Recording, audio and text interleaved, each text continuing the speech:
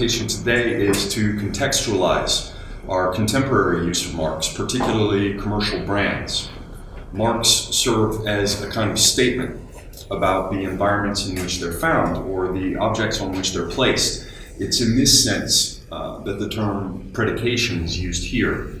I'll attempt to show how the inherent ambiguity of commercial marking creates distrust towards all of the marks we encounter in our environments, even traditional non-commercial marks that have been in use for hundreds of years or more.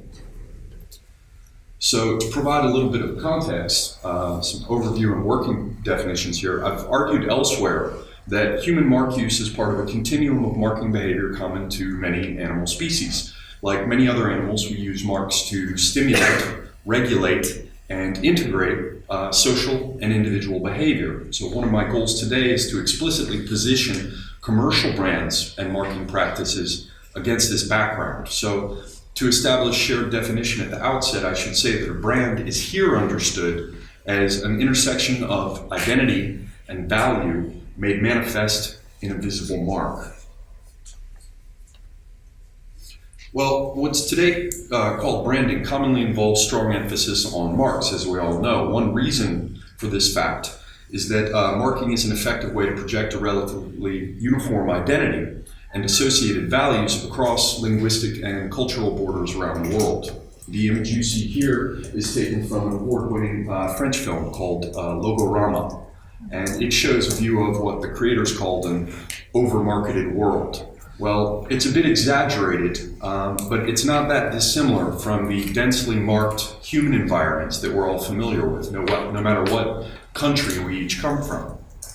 Well, human beings rely especially upon visible marks. Visible marks can serve many of the same basic functions as scent marks. The universal use of marks by humans for behavioral integration predates the appearance of word-based reasoning or the speech and linguistic writing systems that make such reasoning possible. This is one reason why they've proven highly effective in reaching consumers regardless of what languages they speak. While the use of such marks can be discussed or expressed in spoken language, it's in no way dependent upon it. So for example, the constellation of values associated with the brands Apple or Nike can be expressed with or evoked with remarkable consistency across the world through the simple display of their emblems or insignia. No other mnemonic cue is required. And the linguistic value of any written word that happens to serve as a commercial mark, for example, a logotype, is always secondary to its intended function as a stimulus. Commercial marks, from the perspective I'm developing here, are first and foremost designed to stimulate transactions. But before we look more closely at modern commercial marks, we need to consider a bit more background. For many species, marks serve to orient a given animal regarding its social relationships or hierarchy, its territory or home range, its mating or nesting sites, and the disposition of resources that surround it. For humans, brand insignia can serve similar functions. They can create subjective impressions of belonging or alienation. They can warn or trigger avoidance. They can be used to establish hierarchy and to stimulate competitive or cooperative effort, or even aggression and organized violence. Both humans and other animals project organization onto the space they occupy, anchored in large part by marks that can be seen or smelled or both. We can see here how an example of animal territorial organization on the left, provided by Heidegger, corresponds in many ways to the arrangement of a Roman camp as described in classical sources on the right here, including Polybius. In the animal territory on the left, we can see that the nest, which is aggressively defended, it's the circle marked H1 there, is roughly in the center of the space, while other areas are arranged around it for different functions or behavior, such as feeding or defecation. On the right, with the example of the Roman castrum, we see how human beings also impose an order on the space they occupy, one that's also marked as a basis for behavioral integration. The first act of setting up a Roman camp was placing the legion's standards in the ground. And these were, of course, aggressively defended, as you would expect. Measurement and organization of the surrounding space followed this primary ritual act.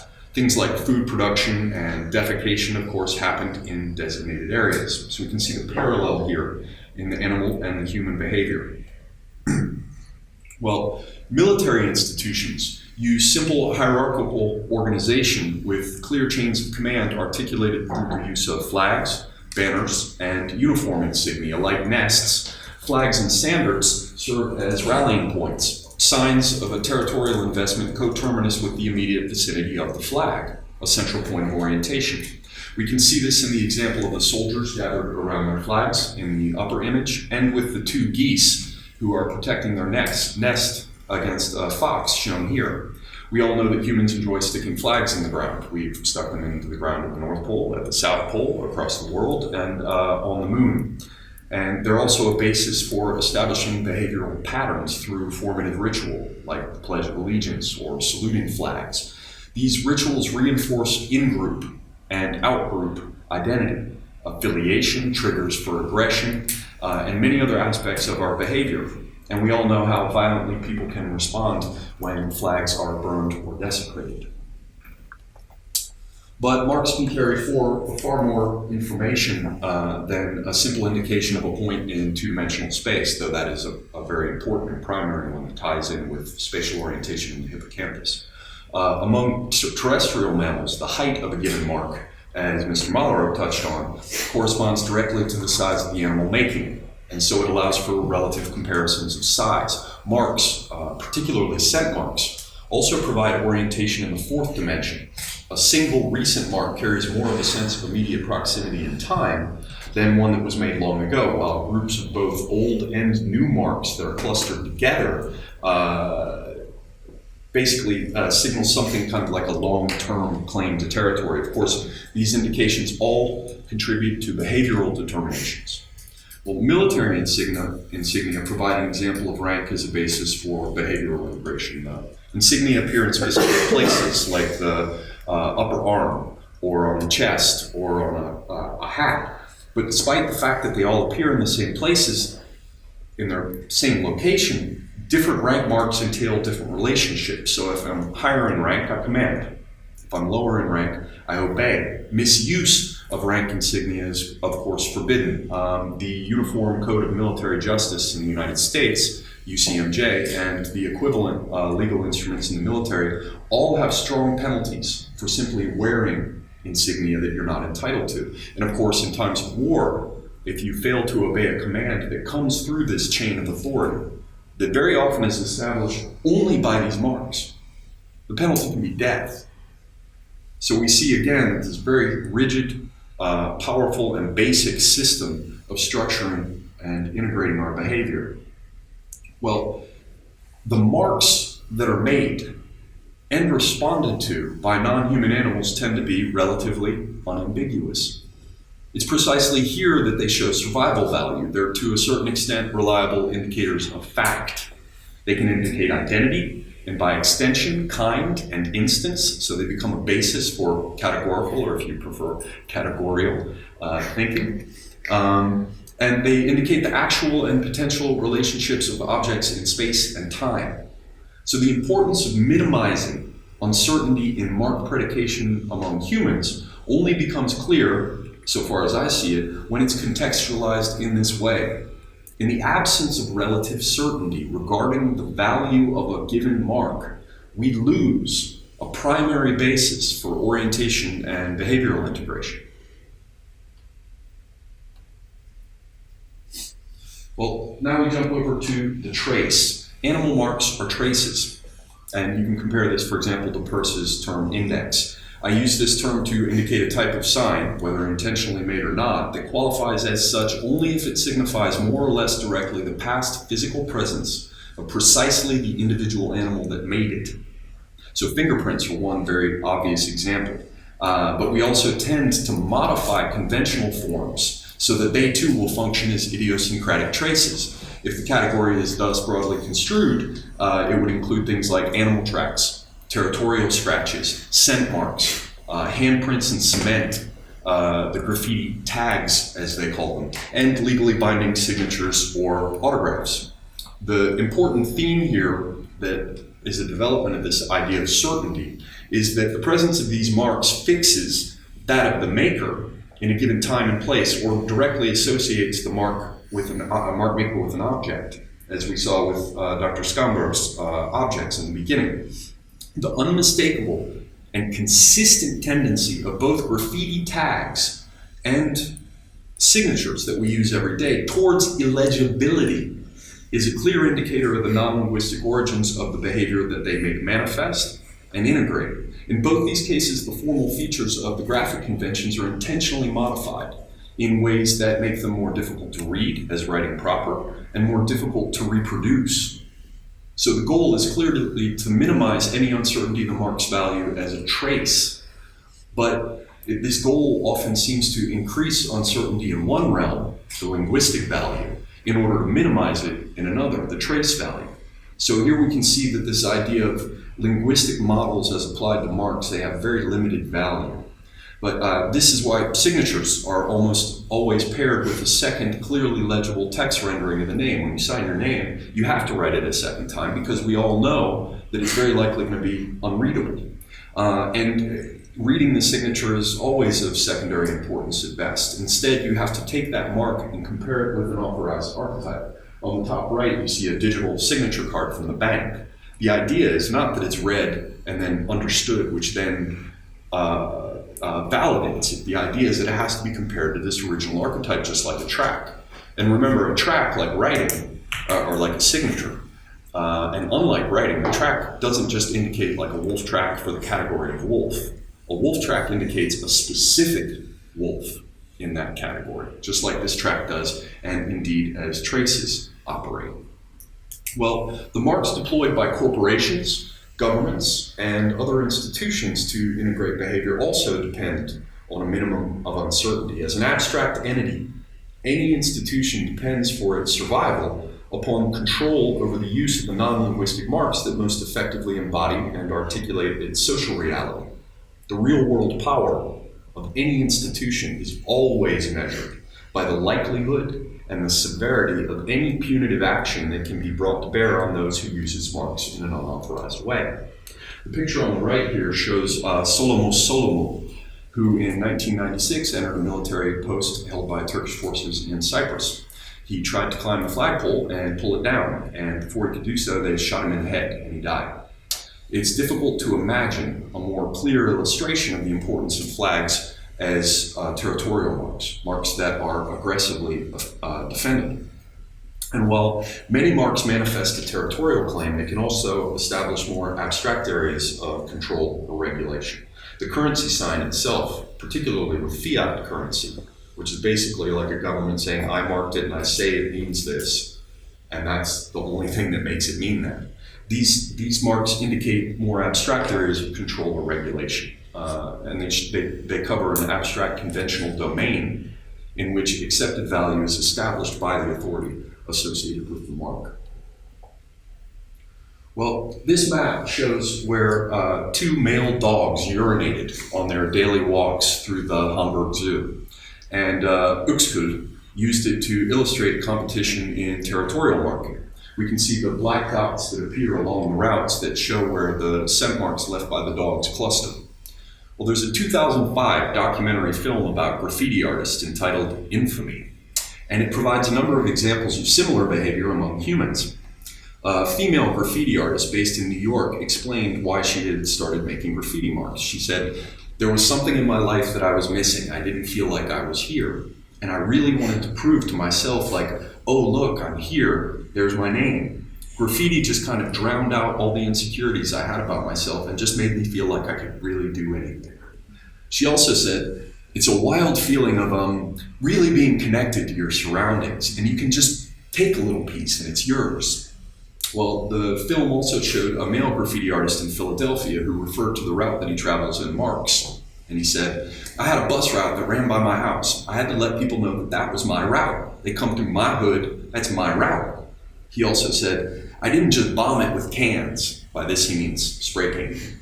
He said, I scratched it with the windows with rocks. I took markers to the mailboxes and signs, stickers, whatever it took. And there was a male artist in Los Angeles who remarked, you run out of this kind of paint, but you're way out in the middle of nowhere, you know? So what we do when we run out and there's a little bit left is you piss inside it to make a little bit more paint. And then you leave a little bit of yourself in every wall. So, yes, it's important to note that the marks of individual animals and persons both indicate identity associated with a claim to space. And this is done through the making of a trace. And that trace's value depends upon its relative certainty. Well, from the perspective being developed here, institutions themselves are understood as mechanisms for behavioral integration that's extended in time and space explicitly through the making of marks. In this respect, they mirror the ways in which marks establish an individual territorial claim that we just looked at. Turning to graffiti again, these are images from a 1974 study titled Urban Graffiti as Territorial Markers. These maps show the spatial distribution of the marks of various gangs relative to one another. As noted in the observations of the authors, graffiti are a visible manifestation of a group's social space. Moreover, assertive or aggressive graffiti represent more than attitudes. They're dispositions to behavior, and as such, they impress a bolder outline on the fuzzy transition between perception and action. In this example and the previous ones, we can see how graffiti represents a claim to territory or critical routes through it that are coterminous with the extent of the dominant mark making. Sports clubs and team affiliation is another way that this, another example of where this can be seen. The colors and insignia of the teams are displayed prominently. And if there are intrusions by outsiders wearing the marks or colors of rival teams, it can often be met with aggression. But regardless of whether we're talking about individual or collective behavior, urban gangs or sports clubs, corporations, political parties, or nations, the biological basis for all of this behavior lies in animal territorial, resource, and environmental marking. And these same marks not only extend a territorial claim in space, they facilitate the transmission of customs, traditions, and other shared behaviors across time. Black letter type has very deep associations with German identity that go back to the 1400s, the invention of printing, the commissioning of the fractal typeface by the Emperor Maximilian, but we don't have time to talk about all that. Basically, fractal was considered the German alternative to the Antiqua hand, which developed in the context of Italian humanism and probably had associations with Catholicism and the Papal States that the German Protestants wanted to say no to. But in precisely the period later when Germany was coming together as a single nation for the first time, when this patchwork of all these little principalities and different nation units were coming together, Bismarck himself was known to refuse to read German books that had been printed with Latin letters. He would say, "I do not read German books that are printed in Latin letters." He'd send the gifts back. So clearly, in addition to whatever linguistic information the script might record, it also served as a mark of identity, to some extent coterminous with cultural and political territory. Well, with the assumption of power by the National Socialists in the early 1930s, an organization that is, of course, well known for its interest in nationalist marks and how to exploit them, Antiqua suffered a temporary setback. The Nazis decreed that all official publications, textbooks, and newspapers were required to use Fractal typefaces. And then, in 1941, Hitler's chancellery turned around and published a decision prescribing Fractal as a kind of Jewish script, and it proclaimed Antiqua, oddly, as the true German type. Well, the decision was probably driven by simple economics. At 41, the Reich was at the extent of its power, and it was expensive to publish everything in two typefaces.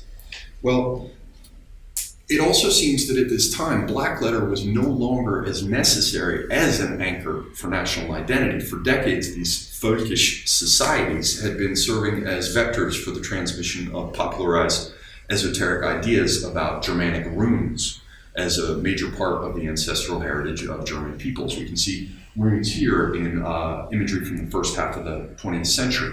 We can see how the Heimdall title of this publication in black letter, and underneath you've got German words, but they're written with faux runes. So at precisely the moment that black letter type was being phased out as a symbol for national identity and as a kind of territorial mark that you put on your printed matter, that was precisely the moment when runes were coming online as a tool to replace it. And the NSDP is famous for having studied Hausmack and other signs as tools to integrate behavior. Well, now with this background in place, we can turn to the subject of uncertainty. Today, our environments are filled with these non-linguistic marks that have been intentionally designed to communicate values with an emotional component. The thing is that some of the people, arguably many of the people who are designing these signs that are supposed to communicate values with an emotional component, they don't care whether or not the marked object, place, or entity really has anything to do with those values. So marks of this sort are predications about the environment that might not be reliable as a basis for making behavioral determinations. The uncertainty that this engenders is particularly pronounced in the case of commercial marks. These marks are central to marketing and advertising practices. They're intended to create or answer consumer desire. For example, Saatchi & Saatchi, a major international advertising agency, for those of you who don't know, proposes that we should understand successful commercial brands as love marks. To quote their description, "Love marks are the future beyond brands. They deliver beyond your expectations of great performance. Love marks reach your heart as well as your mind, creating an intimate emotional connection that you just can't live without." Well, the Bronzino painting that we see here is an allegorical depiction of desire, centered on the figure of Venus. We can see that time, in the upper right corner, is sweeping back darkness. The figure on the left that's recoiling is probably Nyx, associated with night, who provides the darkness in which desire hides. And time, who always reveals truth, has swept the darkness aside. And what's been exposed? We see Venus. Now she's embracing the product of her own desire, somewhat incestuously, in the form of her own child, Cupid, which shows the erotic component of the projection of the personal qualities into the object that is then pursued, that we attempt to unite ourselves with in some way. But the most interesting figure here is crouching on the right, behind the cherub that's coming forward, getting ready to throw flowers, and it's shown in detail on the right. You see the face of this innocent young girl, beautiful, childish face, pure and innocent. But if you look closely at her hands, you will see that the left hand is on the right, and the right hand is on the left. Masks lie at her feet. And beneath her dress, we see the legs of a beast and a serpent's tail. This figure has been characterized as fraud or deceit by Vasari and others. The artist clearly intended to warn us that whenever desire is being stimulated, we have to remain alert for lies and half-truths in the background. So, the BP brand insignia provides a useful example of how people respond to what they perceive as lies and half-truths embodied in marks. As indicated on the BP website, our logo was launched in 2000 and was designed as a dramatic break with tradition. It's unlike any other energy identity and symbolizes a number of things, from the living, organic form of a sunflower to the greatest source of energy, the sun itself. The colors of the Helios, named after the Greek god of the sun, suggest heat, light, and nature. Well, the insignia in question is attractive and appears to have been designed to communicate nature and clean energy as the key elements of a sustainability narrative. It'd be fair probably to call it a beautiful insignia. The emotional associations that the mark is intended to evoke are compelling. But consumer experience of the present takes place in that subjective intersection where the imagined future is weighed against a remembered past. Future possibilities are necessarily uncertain. Any person can look to a multitude of lived disappointments or frustrated expectations that reveal most imagined futures to be open to question. Past events that we personally experienced, on the other hand, enjoy the secure status of empirical facts, at least as far as the subject is concerned. So during the 2010 Macondo blowout that resulted in the explosion of Deepwater Horizon while oil gushed into the Gulf of Mexico for about 3 months, many people who lived on or near the Gulf came to associate the BP brand with a group of actual lived experiences that are difficult to reconcile with the themes of nature, responsibility, and cleanliness evoked by the insignia. Well, afterwards on the internet, a contest was created and participants were invited to redesign the BP logo. Contest guidelines indicated that the submitted logo should communicate oil spill disaster toxic, death of wildlife, and incompetence. We can see 4 examples. On the right, the dominant theme is, of course, ridicule of perceived hypocrisy, and most insignia designs, as you can see, feature a black stain. In the top left, returning to our example of flags, we can see a redesigned BP flag. In May of 2010, 2 Greenpeace activists climbed to the BP building in London. As reported by the Guardian newspaper, the Greenpeace campaigners hoisted a flag depicting the multinational's logo smothered in oil and emblazoned with the words "British polluters" from a balcony above the entrance of the company's UK headquarters in St. James Square near Pall Mall. Well, the example of BP shows how brand claims, at root institutional claims, that are incompatible with individual experience can result in uncertainty in mark predication. In the face of ambiguity in the marked environment, people can become desensitized to marks, disregarding or ignoring them, or they can come to view them with distrust, or in some cases attempt to modify them so that they again become what are felt to be reliable environmental indicators. Well, here we see the seal of the Chamber of Commerce of New York. We can see Mercury. This is the god of merchants, gamblers, liars, negotiators, and thieves. And this is fact. He holds his representative symbol, the caduceus. The Latin motto reads, "Not for ourselves alone." This motto, like the cornucopia and the beautiful sunrise, appears to have been designed to reassure the public in the face of common knowledge that merchants are very often motivated by a selfish desire for personal gain. The words mercury, market, marketing, mercantile, commerce, merchant, and mercenary are all closely related in terms of etymology. They go back to Latin merx. The Roman author Ovid's poem Fasti includes a description of Roman merchants offering prayers to their patron god at his fountain near the Coppian Gate. At this time, merchants washed themselves in the fountain and carried away water from it to anoint their goods. Well, Ovid offers us an example of the prayer they uttered as they sprinkled this water on their goods. That voice that often deceives utters prayers. Wash away all the lies of the past, he says. Wash away all the perjured words of a day that's gone.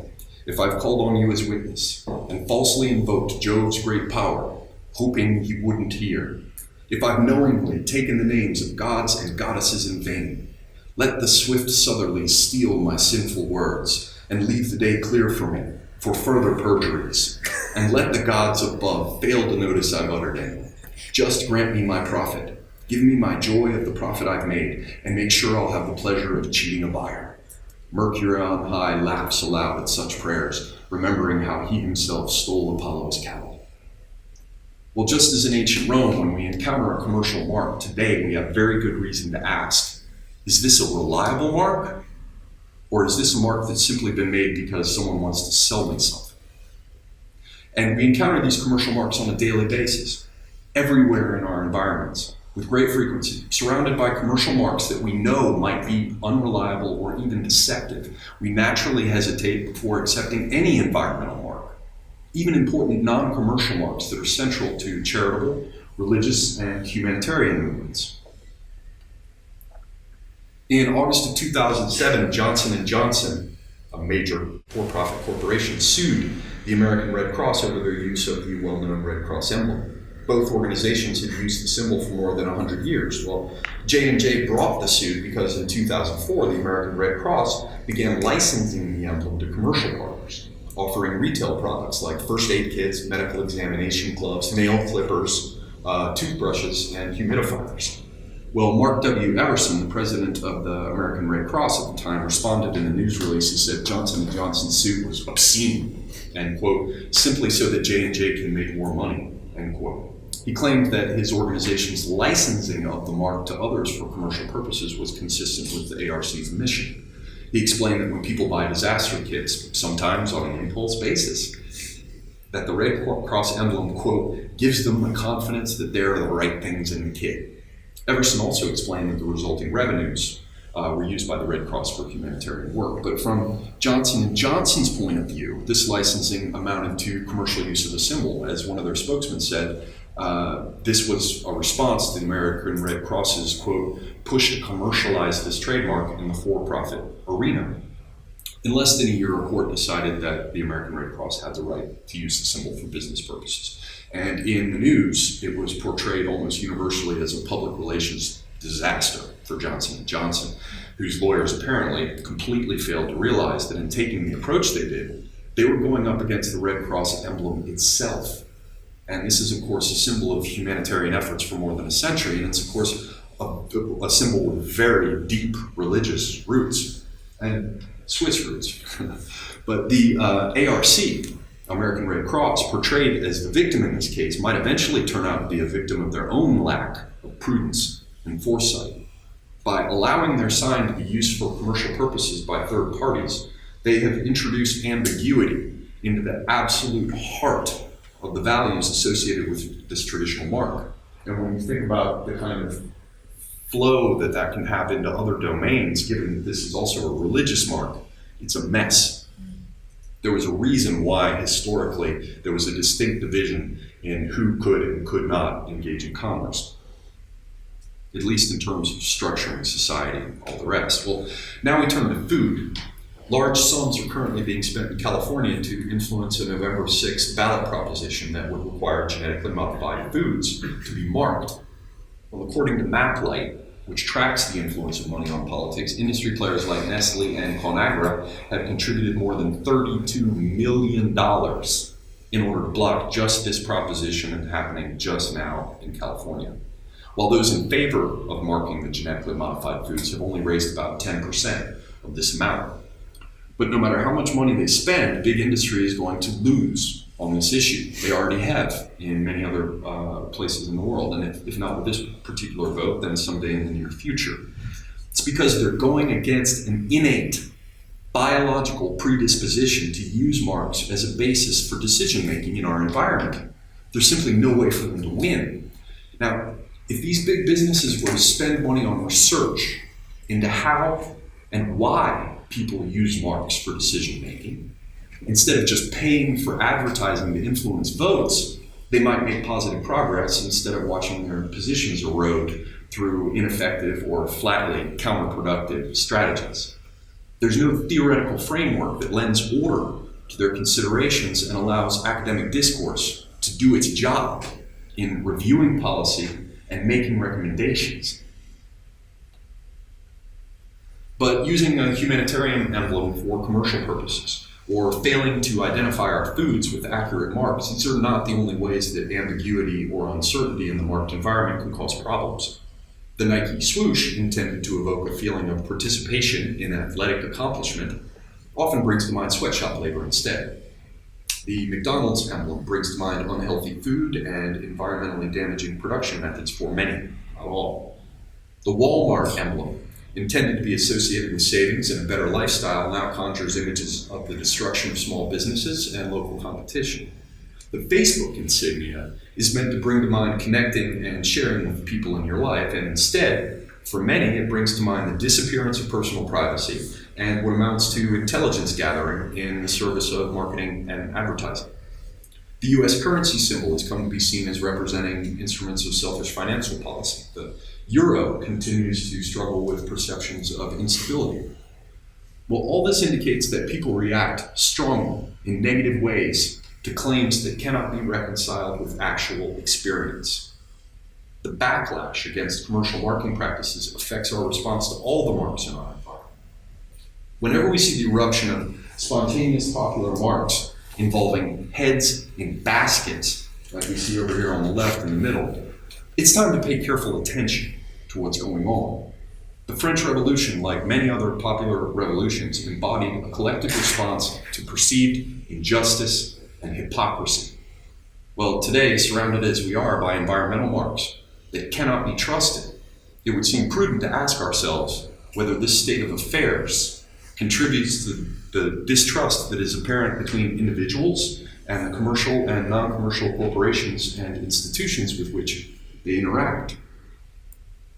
There's no shortage of information that supports the idea that uncertainty in the marked environment can lead to serious problems with our behavior.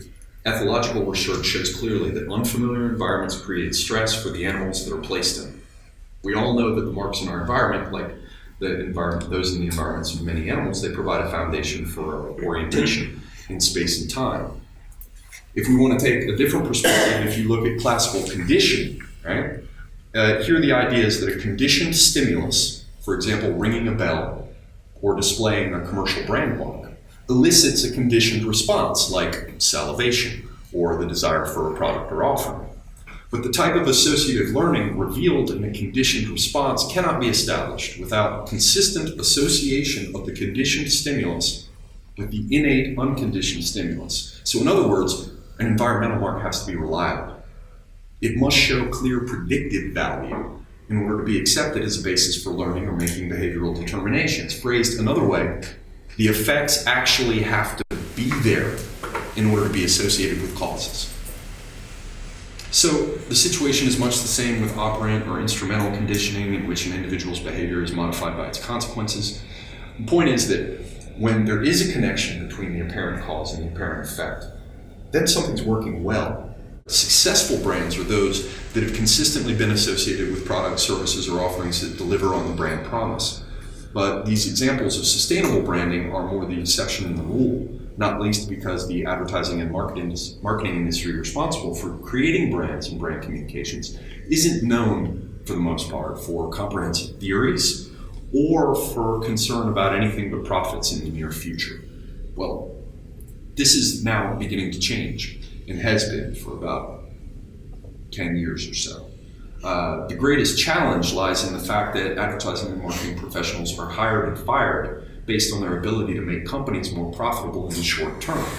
There's little or no concern with the long-term consequences of any given brand strategy. Well, this is a fact that people around the world cannot fail to notice and to discuss. So, and in ever-increasing numbers, to continue to fail to recognize the ways in which the marked environment affects behavior, the ways in which an uncertain, ambiguous environment could actually contribute to antisocial behavior, it's simply dangerous.